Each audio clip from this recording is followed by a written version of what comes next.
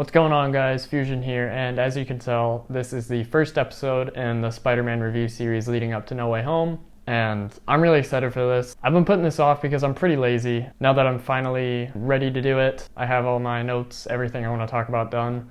I think it's the perfect time with No Way Home coming out in 3 weeks, which is insane. 17 days. It'll be here in 17 days. Yeah, it's probably my most hyped movie of all time, and I'm so beyond excited for it. But as you can tell by the title, we are going to be reviewing Spider-Man 2002, the greatest superhero origin story movie ever made. Hold on.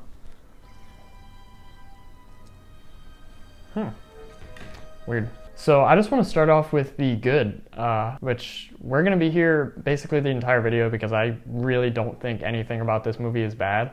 I think it is genuinely the perfect origin movie we've ever seen.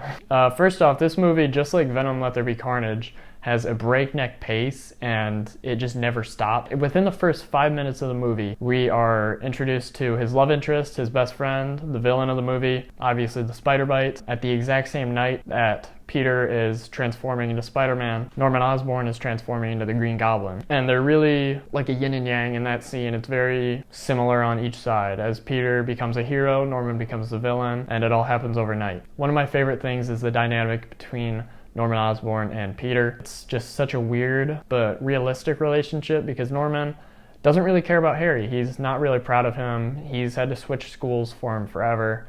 And he just is kind of sick of him, but he still loves him as a son, but doesn't treat him with the basic respect that he deserves of being his son. And he sees Peter as this science whiz genius that he wishes his son would be, blatantly in front of him, basically treats him like he's better than Harry and like he's his own son. And that dynamic where Harry grows to kind of resent Peter over the 3 movies because he never got his father's love and Peter did, it's just... oh, it's perfect. It's so good. And obviously, you can't really talk about this movie without bringing up Danny Elfman's incredible soundtrack. I think easily the best superhero theme ever made, and it gets even better with Spider-Man 2. Green Goblin's theme is probably one of the best villain themes that we've ever heard, right behind Doc Ock, of course. He's got the best superhero or supervillain theme that I've ever heard. Danny Elfman is an incredible composer, and his tracks for these 2 films are nothing short of incredible. Now, we can't forget to talk about Tobey. Tobey Maguire is the Spider-Man for so many people. He is the perfect choice to play Spider-Man and was the best choice for this movie and this trilogy. He encompasses the character so perfectly. He is dorky, he's hilarious, and he's just your everyday average kid. He's like 48. I don't think I could ever imagine anyone else playing Spider-Man. Well, I mean, obviously I can imagine everyone else playing Spider-Man because we have Andrew Garfield and Tom Holland. In this specific universe, the Raimi universe, I don't think I could ever imagine like Jake Gyllenhaal or whoever else was in the casting process. I think Tobey Maguire is Spider-Man to me, and nobody else could have gotten this character as perfectly as he did. Willem Dafoe is also perfectly cast as Green Goblin. He literally steals every scene he is in. He eats up the scenery. He is having an absolute blast, and you can tell. And every single line of dialogue delivered from him is perfect. Couldn't imagine anyone else playing Green Goblin. And I'm so happy that we're going to see him again. Now, Kirsten Dunst, I think she does the best she can with what she's given, which is not much.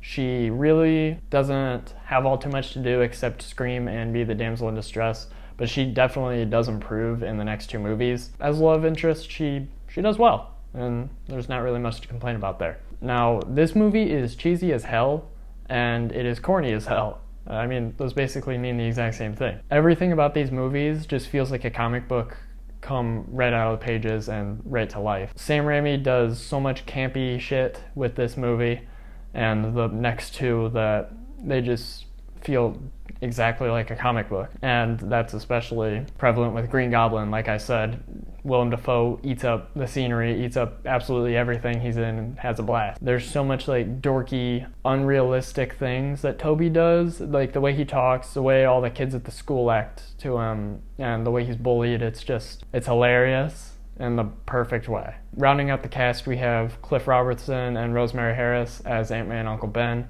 I can't imagine anyone else as those two because they did perfect.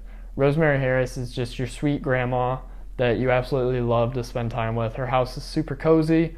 And then Cliff Robertson as Uncle Ben is just so awesome. He's like the nicest dude ever. He just wants you to succeed and do your best. And you can feel that in his performance. Now, obviously, the with great power comes great responsibility scene is, so good. And it's obviously like one of the most iconic lines in media. It like transcends media. It's insane. That line is recognized by everyone. And just the way that scene plays out and the guilt that Peter feels and that you feel with him as he comes to see the last thing that he said to him was, stop lecturing me, stop pretending to be my dad. It's just, you really just feel that guilt is what drives Spider-Man to do better and to be the better person.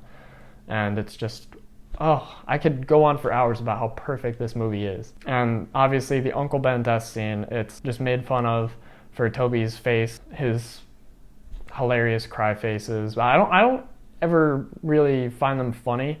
Like, nobody's ever good looking when they cry. Everybody's ugly when they cry. Everybody's ugly when they're trying to stop a train. So I don't really get those complaints.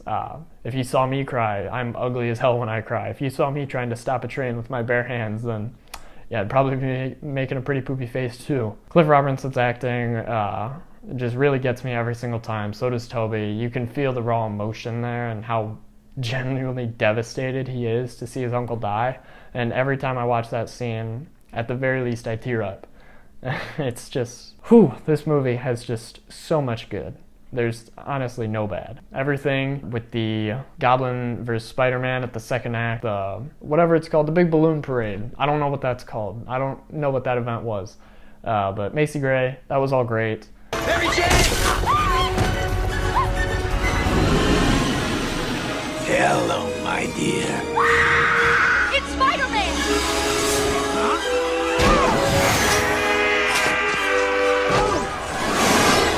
It's so campy and comic booky. We'll meet again! Spider-Man! It's just amazing. And now I just really want to talk about the third act. I love it so much. After hearing the phone call from Goblin saying Spider-Man gonna come out to play, you just feel the tension there. And once we find out that Mary Jane's been kidnapped and on top of the, I don't know exactly the name of the bridge, on top of the bridge, the Roosevelt thing with the kids and on top of the bridge, it's just, you can feel the tension there, you can feel the anger that he has towards Goblin. And I love one of my favorite shots from the entirety of superhero period, anything, is the shot of Spidey's face close up with MJ in one eye, the kids falling in one eye. It's just perfect, pulled straight from the comics, just split decision which one to do. And obviously he catches Mary Jane, swings around, catches the trolley, whatever the hell it's called, ends up saving them all, but not before Goblin takes him, throws him into the abandoned building, and they have one of the most brutal fights that's ever been put in a superhero movie. It's every hit you feel, every punch, every kick, everything. It's just brutal, and it's so fun to watch. I would say this final fight between these two is probably the second best fight scene in a superhero movie, right behind the train scene from Spider-Man 2, which is, we're going to get to that on Friday. You're going to love it. And then obviously Norman's death. It's just, here's a clip. Godspeed, Spider-Man.